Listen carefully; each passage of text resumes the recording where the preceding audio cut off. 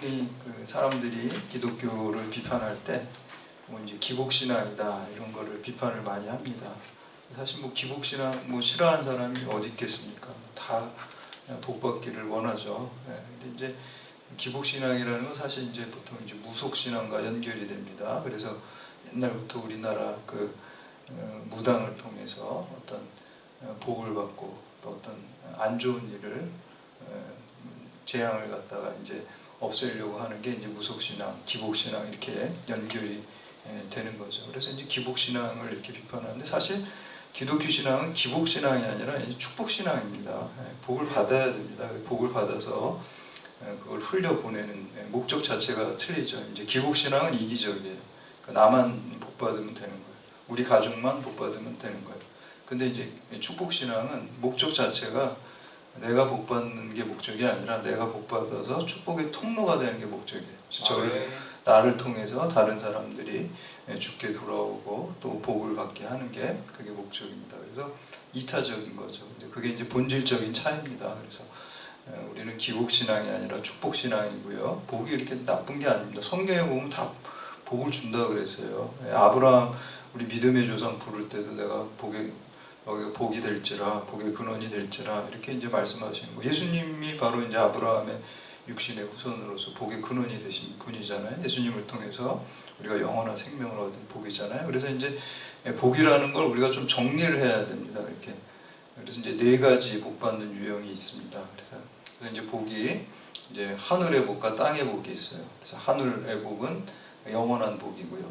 땅의 복은 아무리 많아도 영원하지 않잖아요. 우리가 이 땅에 있는 건 돈이 아무리 많아도 그거 죽으면 끝나는 거고 권력이 아무리 있어도 그게 계속되는 게 아니잖아요. 그러니까 영원한 게 아니라는 거예요. 근데 이제 두 가지 복을 구분해서 생각해야 돼. 하늘의 복이 있고 땅의 복이 있다. 그런데 이제 첫 번째 유형은 두 가지 다 받는 사람.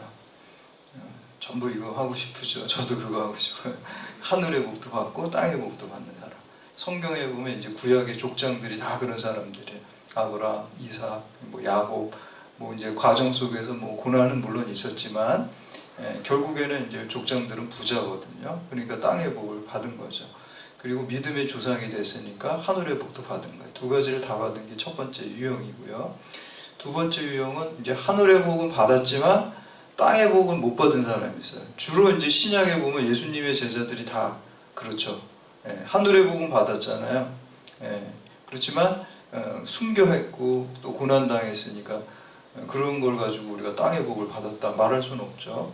예수님도 굳이 유형에다 분류하자면 이 두 번째 유형에 들어간다고 볼 수가 있습니다. 하늘의 유형에 하늘의 복은 받으셨지만 십자가에서 죽으셨으니까 우리가 뭐 땅의 복을 받았다 이렇게 말할 수는 없다는 거예요. 그 다음에 이제 세 번째 유형이 있어요. 세 번째 유형은 하늘의 복은 못 받았지만 땅의 복은 받은 사람이 있어요. 누가 있을까요? 우리가 예수님의 이제 부자와 나사로 비유해서 부자가 그렇겠죠. 부자는 부자로 살았으니까 땅의 복은 당연히 받은 거죠. 그렇지만 지옥불에 떨어졌으니까 하늘의 복, 영원한 복은 못 받은 거예요. 그래서 그런 사람이 있고 또 이제 반면에 그 제일 안 좋은 유형, 네 번째 유형, 하늘의 복도 못 받고 땅의 복도 못 받은 사람. 오늘 지금 말씀드리려는 가룟 유다가 그런 사람이에요. 가룟 유다. 제일 안 좋은 거죠. 자살해가지고 오늘 말씀 18절 말씀에 보니까 창자가 그냥 터져가지고 죽었다고. 얼마나 비참한 죽음을 맞이합니까? 땅의 복을 못 받았죠. 그게 순교면 좋겠죠. 그게 그렇게 예수님 전하다가 순교한 거면은 그렇게 죽어도 그게 영원한 하늘의 복이 되겠지만 예수님 배신해가지고 은삼십에 팔아가지고 자기가 후회하면서 죽은 거잖아요. 회개를 해가지고 주님께 돌아왔어야지 자살을 하면 안 되죠. 그렇죠? 베드로도 잘못을 했지만 똑같이 베드로는 자기가 회개를 하고 주를 위해서 복음 전하다가 거꾸로 십자가에서 매달려서 순교하잖아요. 근데 이제 그래서 이제 가룟 유다는 하늘의 복도 못 받았고 땅의 복도 못 받은 사람입니다. 그래서 오늘 본문 말씀에 보면은 바로 이제 이 가룟 유다가 12사도 중에 한 명이 결혼이 된 거잖아요. 그래서 이제 그 12한 명을 이제 충원한 마띠아라는 사람을 새로 세우는 말씀이 바로 이제 오늘 본문 말씀입니다. 그래서 이제 오늘 말씀을 통해서 우리가 하나님께 쓰임받는 그런 인생을 사는 게 가장 축복된 인생이고 우리 그리스도인들이 그렇게 마땅히 해야 되는데 하나님께서 그 하나님의 사람으로 쓰시는 사람의 기준이 무엇인지 그리고 또 사명이 무엇인지 이거를 우리가 오늘 말씀 통해서 깨닫고 믿음을 새롭게 결단하는 시간 되시기를 주님의 이름으로 축복합니다. 첫 번째는 사람의 실패에도 불구하고 하나님의 일은 중단되지 않습니다. 12사도 중에 한 명이 빠졌다고 해서 하나님의 일에 차질이 생기는 게 아니야. 다른 사람으로 이제 대치되는 거예요. 우리가 그래서 하나님의 일을 여러분들에게 오늘 나에게 맡기신 게 있으면 그거 기쁘게 잘 감당해야 될 줄로 믿습니다. 내가 가룟 유다처럼 빠지고 누가 대체되면 안 되잖아요. 그렇죠? 그게 이제 큰 일, 작은 일 이런 거는 사람의 기준이에요. 사실은 사람의 기준. 근데 우리는 믿음으로 산다는 거는 사람의 기준을 초월해가지고 하나님의 기준을 갖고 사는 게 믿음으로 사는 거잖아요. 그러니까 여러분들이 오늘 여기서 찬양 인도하시고 또 기도 순서 맡으시고 PPT 하시고 이런 것들이 굉장히 하나님 보실 때 큰 일입니다. 그래서 주어진 그 사명을 열심히 잘 감당해야 될 줄로 믿습니다. 근데 만약에 여러분이 그 일을 감당 안 하시잖아요. 그럼 다른 사람으로 대치되는 거예요. 가룟 유다가 그랬잖아요. 12사도로 부름받았다는 게 얼마나 영광스러운 일입니까? 그거를 잘했어야 되는데 그걸 못하니까 아주 하늘의 복도 못 받고 땅의 복도 못 받고 결국은 마띠아라는 다른 그 제자에 의해서 그 사도 12사도가 이제 대체되는 것을 볼 수가 있습니다. 그래서 이제 예수님께서 그 부활하신 다음에 한 40일 동안 가르치셨잖아요. 40일 동안 다시 한번 제자들에게 중요한 말씀을 가르치시고 그리고 니네가 부활 승천하실 때 예루살렘 떠나지 말고 하나님께서 약속하신 걸 기다리라. 그게 이제 성령이죠. 성령을 기다리라. 그래서 한 10일 동안 그래서 마가의 다락방에서 기도할 때 성령이 임재하고 그게 이제 교회의 생일이고 그리고 사도행전의 역사가 시작되는 것입니다. 그래서 사도행전을 성령행전이라고도 해요. 별명이. 왜냐하면 사도들이 베드로, 바울 또 다른 사도들이 일했지만 사도들이 일한 게 아니잖아요. 사실은 성령이 임재해서 성령이 그 안에서 역사하셔가지고 일한 거기 때문에 사도들을 통해서 물론 일하셨죠. 오늘 여러분들이 이 사도들처럼 여러분 안에 성령이 임재해서 성령의 능력으로 성령 행전을 써가시는 여러분들 되시기를 축복합니다. 그래서 이제 성령인데 우리가 이제 그 성경에는 많은 그 상징적인 숫자들이 있어요. 특히 이제 10이라는 것도 이제 완전 숫자라 그래서 우리가 이스라엘도 12지파죠. 그리고 제자들도 예수님의 12사도 12제자. 이게 왜 의미가 있냐면은 이제 유대인들은 옛날에 이제 하늘의 숫자를 3이라 그래서 뭐 3층천에서 뭐 하나님 만났다 뭐 그런 사도 바울의 고백도 있고 그래서 3이라고 보고 그리고 땅의 숫자를 4라고 봤어요. 동서남북 해가지고 그래서 이제 또 곱하는 거를 또 더욱더 완전해진다 그래서 3 곱하기 4 하니까 12가 돼가지고 아주 완전하다 이렇게 이제 얘기를 해서 12를 갖춘 거예요. 그리고 이제 그 성령 강림으로 해서 예수님이 십자가에서 죽으신 게 이제 6월절이잖아요. 6월절 어린 양으로 죽으셨잖아요. 그래서 50일이 지난 거잖아요. 40일 동안 이제 부활해서 가르치고 10일 있다가 기도하는 가운데 성령 임재했으니까 오순절날 성령 강림하신 거잖아요. 그래서 이제 새롭게 이제 교회를 시작하는 데 있어서 이제 베드로가 오늘 말씀해 보니까 한 120명이라고. 그러니까 120명 초대교회 예루살렘 교회 성도들이 있었던 거예요. 그러니까 우리가 120문도라 그러잖아요. 흔히 120명. 그리고 이제 예루살렘에 가면 이제 저도 이제 성지순례 가가지고 마가의 다락방이라는 곳을 갔어요. 추정된다고 하더라고요. 거기가 막 꼬치꼬치 물어봐서 가이드한테 확실하냐고 막 그러니까 아니 그렇게 추정되는 거예요, 목사님. 그러냐고 그래서 이제 근데 이제 이렇게 둘러보니까 한 우리 교회 요 정도? 요거보다 약간 큰 정도? 한 그 별로 차이가 없어요. 뭐 대단한 큰 사이즈가 아니에요. 그러니까 120명 이렇게 들어와서 사실 뭐 다락방이라 그러지만 2층이죠. 2층 이렇게 우리 정도 사이즈. 그래서 저는 그걸 보면서 야 우리 경찰대학교 마가의 다락방처럼 부흥의 역사 이렇게 주시옵소서. 그래서 이제 그 기도를 거기서 했는데 딱 보니까 뭐 우리 교회 사이즈더라고 보니까. 그래서 그렇게 이제 120명이 그 마가에다 락방에서 이제 기도를 했고 120명도 12에다가 10을 곱한 거잖아요, 사실. 10이 또 완전했습니다. 그러니까 그게 이제 120명이 제가 이제 생각해 볼 때 121명일 수도 있고 119명일 수도 있는 거잖아요. 근데 그거를 의미를 가지고 이렇게 맞춰 놓는 거예요. 일단 기록하는 사람들이 그런 거라고 보시면 됩니다. 그래서 이제 그 의미를 갖춰서 12명을 또 이제 채우려고 하는 거예요. 그래서 이거 의미와 상징이 또 우리가 실제를 만들어내 가기도 합니다. 인간에게 있어서는. 그래서 이제 그렇게 한 것이고 15절에서 20절까지 말씀 함께 봉독합니다. 시작. 모인 무리가 수가 약 120명이나 되더라. 그때 베드로와 그 형제들 가운데 일어서서 이르되 형제들아 성령이 다윗의 입을 통하여 예수 잡는 자들의 길잡이가 된 유다를 가리켜 미리 말씀하신 성경이 응하였으니 마땅하도다. 이 사람은 본래 우리 수 가운데 참여하여 이 직무의 한 부분을 맡았던 자라. 이 사람이 불의의 삭으로 밭을 사고 후에 몸이 곤두박질하여 배가 터져 창자가 다 흘러 나온지라. 이 일이 예루살렘에 사는 모든 사람에게 알려져 그들의 말로는 그 밭을 아겔다마라 하니 이는 피밭이라는 뜻이라. 시편에 기록되었으니 그의 거처를 황폐하게 하시며 거기 거하는 자가 없게 하소서 하였고 또 일렀을 때 그의 직분을 타인이 취하게 하소서 하였도다. 아멘. 그래서 이제 성경은요, 항상 우리 기독교 신앙은 하나님의 약속이 이루어지는 것을 믿는 거예요. 성경이 다 이렇게 응하는 거잖아요. 그래서 신약 성경에 보면은 오늘 이제 이 가룟 유다가 이렇게 배신한 일도 그리고 또 마띠아로 대치된 일도 다 하나님께서 예언하신 말씀이 성취되는 거고 응한 거라고 이렇게 말씀하고 있습니다. 오늘 여러분 가운데 하나님이 여러분에게 특별히 주신 약속의 말씀이 있다고 한다면 그 약속이 반드시 이루어질 것을 믿고 또 그 약속이 이루어지기를 주장하면서 기도하시기를 바랍니다. 그러면 그 약속의 말씀이 하나님의 때 또 하나님의 방법으로 반드시 이루어질 줄 믿습니다. 그래서 이제 다 이제 응한 거고요. 오늘 특별히 이제 다윗이 시편에서 말했다는 건 시편 41편 9절에 내가 신뢰하여 내 떡을 나눠 먹던 나의 가까운 친구도 나를 대적하여 그의 발꿈치를 들었나이다. 그 말씀을 이제 의미하는 거예요. 가룟 유다가 배신한 거를 다윗이 미리 얘기했다는 거예요. 사실은 이제 다윗도 자기의 가까운 사람들에게 배신을 당했죠.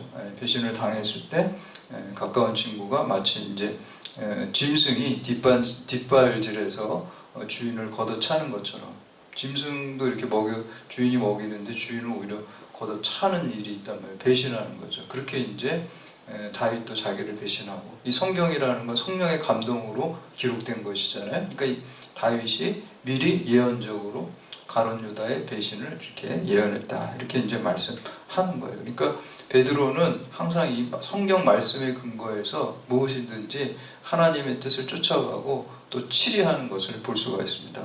18절에서는 이 사람이 불의의 삭으로 밭을 사고 후에 몸이 곤두박질 쳐서 배가 터져 창자가 다 흘러나왔다라고 말씀하고 있습니다. 이제 이 병행구가 마태복음 27장에 보면은 거기는 좀 더 자세하게 나와 있어요. 거기는 오늘 말씀에는 이 가룟 유다가 그 밭을 산 것처럼 나오는데 사실 그건 아니에요. 대제사장들이 샀잖아요. 왜냐하면 은30을 갖다가 그 가룟 유다가 다시 이제 확 던지니까 그걸 성정고에 넣을 수가 없다. 그래서 이제 그 밭을 대제사장들이 사가지고 거기 뭐 나그네들의 그 묘지로 삼자 이렇게 이제 마태복음 27장에 보면 나오거든요. 근데 이제 오늘 말씀에 보면은 마치 가룟 유다가 산 것처럼 나오는데 그거는 이제 간략하게 얘기하면서 결국 소유가 그 가룟 유다가 은 30 예수님 판돈으로 산 거잖아요. 그래서 이제 이렇게 이제 표현한 것입니다. 그래서 그 다음에 이제 이게 아겔다마 피밭이라 그러는데 이게 이제 아람어입니다. 이제 당시 예수님 당시에 실제로 사용한 건 아람어를 그렇게 사용한 것이죠.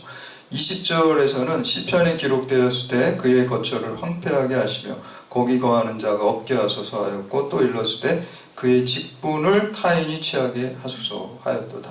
그래서 가룟 유다의 12사도의 직분을 다른 사람이 취한다는 거예요. 마띠아가 취하게 되는 거예요. 하나님의 일을 대신 그 사도로서의 사명을 대신하는 거죠. 그래서 이것도 역시 시편 109편 8절에 보면 그의 직분을 타인이 빼앗게 하시며 라고 이렇게 말씀하고 있습니다. 그래서 베드로는 이 하나님 말씀의 사람이에요. 성경의 사람이에요. 항상 말씀대로 생각하고 치리하고 행동하고, 우리도 그렇게 해야 될 줄로 믿습니다. 하나님 말씀의 사람이 돼요. 존 웨슬리 목사님은 자기 자신을 나는 한 책의 사람이다 그래. 한 책의 사람. 성경책 한 책의 사람이에요. 근데 그 웨슬리 목사님은 아주 평소에 다독가셨대. 다독가. 책을 많이 보신 분이에요. 근데 왜 한 책의 사람이라고 했을까요? 그 다른 다 책들은 성경을 뒷받침하기 위해 읽는 거예요. 성경을 잘 풍요롭게 설명해 주기 위해서, 이해하기 위해서 다른 책을 많이 본 거예요. 결국에는 한 책의 사람이에요. 성경의 사람이라는 거예요.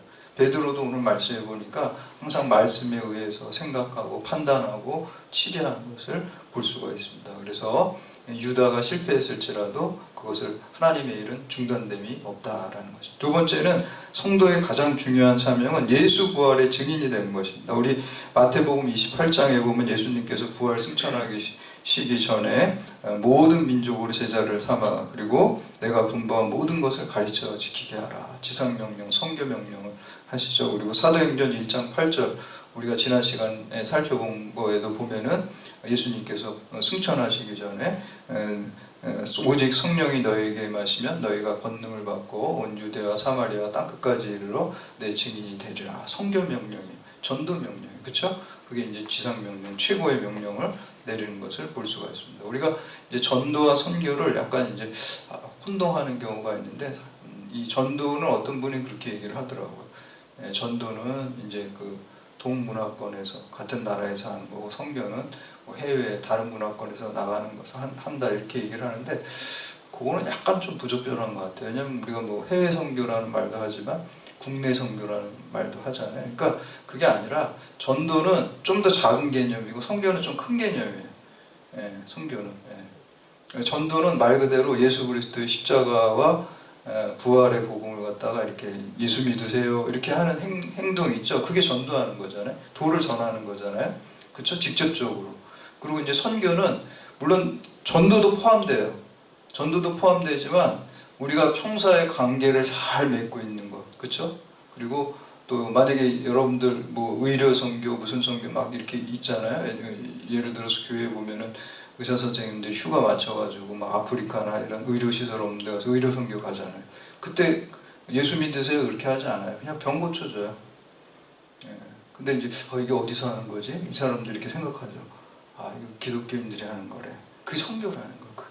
우리 학교에서도 마찬가지. 여러분들이 여기서 학교에서 모든 사람을 대할 때 우리가 잘 대하고 뭐 우리 교수님들 학생들을 잘 가르치고 다른 교수님들하고 좀 다르게 막 사랑으로 인격적으로 진실되게 아주 실력 있게 우리 직원분들도 그렇게 하시면 그게 선교하는 거예요. 기독교인들의 이미지가 좋게 하는 거, 그것도 선교하는 거예요. 그렇죠?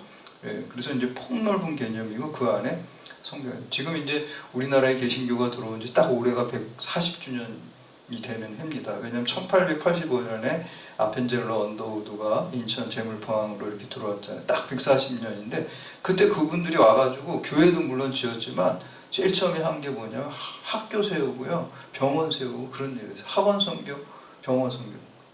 그리고 자연스럽게 사람들의 마음이 열린 거예요. 우리 근대화에 우리 기독교가 우리나라 근대화에 큰 역할을 해요. 이거 부정하면은 역사를 왜곡하는 거예요. 사실 기독교가 그 역할을 했어요.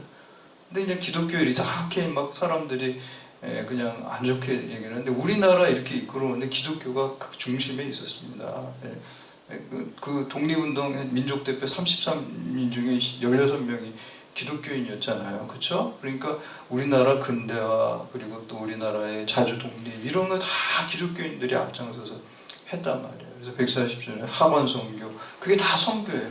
나라를 위해서 일하고 학교를 세우고 계몽시켜주고 또 의료 시설을 현대화시키고 그게 다 선교를 한 거예요. 그래서 오늘 우리도 경찰대학에서 우리가 폭넓게 전도도 하지만 선교하는 여러분들 되시기를 축복합니다. 그래서 이 선교하고 전도하는 것은 결국은 핵심은 예수 그리스도의 십자가 부활의 복음을 전파하는 거예요. 그래서 오늘 그 사도를 뽑을 때 부활의 증인, 예수를 부활하심을 증언할 사람을 뽑는 거예요. 그렇죠? 오늘 그렇게 나오죠. 결국에는 그렇게 하는 거예요. 그리고 이제 기준이 뭐 여러 가지 기준이 있죠. 예수님 공생의 활동 동안 같이 있었던 사람을 뽑는 거죠. 그래서 이제 그런 기준 때문에 사도 바울은 공생의 활동 동안에 예수님 한 번도 만난 적이 없거든요. 부활하신 예수님만 만났잖아요. 그래서 사도성에 대해서 자꾸 이제 도전을 한 거예요. 너 무슨 사도냐? 너 예수님 한 번도 공생애 때 만난 적도 없으면서. 그러니까 사도 바울이 갈라디아에서 뭐라 그래요? 내가 예수 그리스도의 계시로. 오늘 우리도 마찬가지. 우리도 이 땅에 오신 공생애 활동을 하신 예수님을 만날 수는 없잖아요. 그렇죠? 그렇지만 우리가 사도 바울처럼 부활하신 주님 만나고 부활 신앙을 가지고 부활의 증인이 되어야 될 줄로 믿습니다. 네. 기독교 복음의 핵심은 십자가 부활이에요. 근데 이 십자가가요, 부활을, 역사적 사실을 부정하면 아무 의미가 없어요.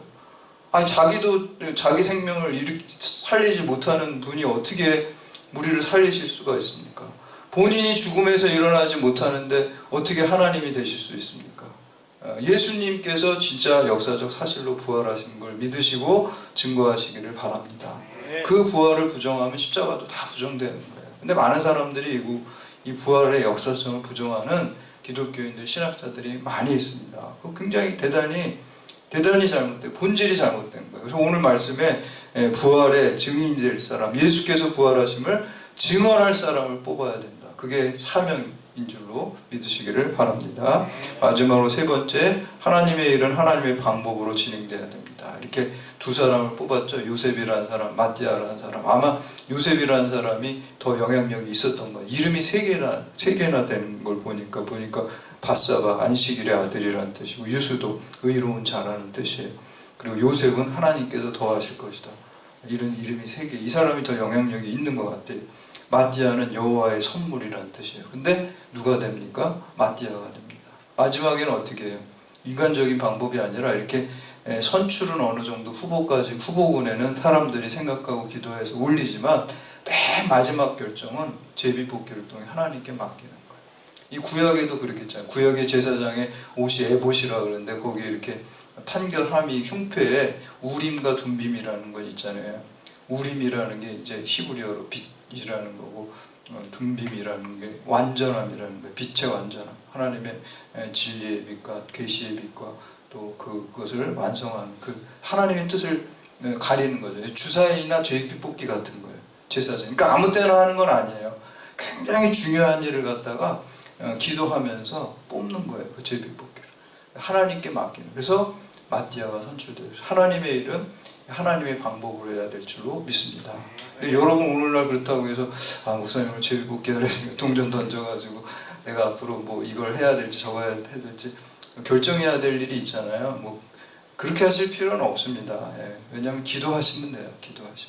기도를 계속 하세요. 하나님, 주의 종이 듣겠나이다. 제 뜻대로 살지 않은 거 제가 아시죠? 저 하나님 뜻대로 살기 원합니다. 말씀하시옵소서. 제가 듣겠나이다. 사무엘 같은 그 기도를 드리면 주사위에 안 던져도 하나님 마음에 어떤 확답을 주십니다. 그게 어떤 특별한 계시로 말씀하실 수도 있고, 아니면 생각으로 주실 수도 있고, 마음의 어떤 한쪽으로 결정할 수 있게 하시고 평안함을 주십니다. 샬롬이 임합니다. 그 평안함이 응답인 줄 믿으시기를 바랍니다. 이 하나님의 뜻을 묻는 거 하나님의 방법입니다. 그래서 내 뜻대로 하지 말고 기도하면서. 그리고 이제 부활의 증인이 된다는 것은 우리가 말로만이 아니라 삶으로 부활의 증인이 돼야 될 줄로 믿습니다. 저도 이제 제가 부활의 증인이 되라, 이게 이제 하나님 말씀을 특별히 들었는데, 그때 이제 말로만 이렇게 여러분 설교하는 게 아니라 삶으로 변화돼야 된다라는 생각이 들었어요. 우리 교회에 와서 우리 그 서집사님 보면서 서집사님 변화된 거, 저 집사님이 진짜 부활의 증인이구나, 나는 반쪽짜리구나, 이런 부끄러움을 느꼈어요. 그래서 그냥 도전을 받아가지고 그런 좋은 성도를 만난 것도 하나님 은혜구나, 이렇게 이제 생각하면서 저도 기도를 해요. 하나님, 저도 말로만 맨날 그냥 단에서 부활의 증인 하지 말고, 그것도 물론 중요하지만 삶으로 그냥 저 집사님처럼 변화돼가지고 부활의 증인, 내 안에 예수가 생명으로 살아서 부활의 증인이 되게 하여 주시옵소서. 이렇게 이제 저도 매일 기도를 하거든요. 그래서 여러분들도 예수처럼 변화돼서 말로 부활의 증인되고 삶으로 부활의 증인되는 여러분들 다 되시기를 주님의 이름으로 축원합니다. 자, 같이 오늘 말씀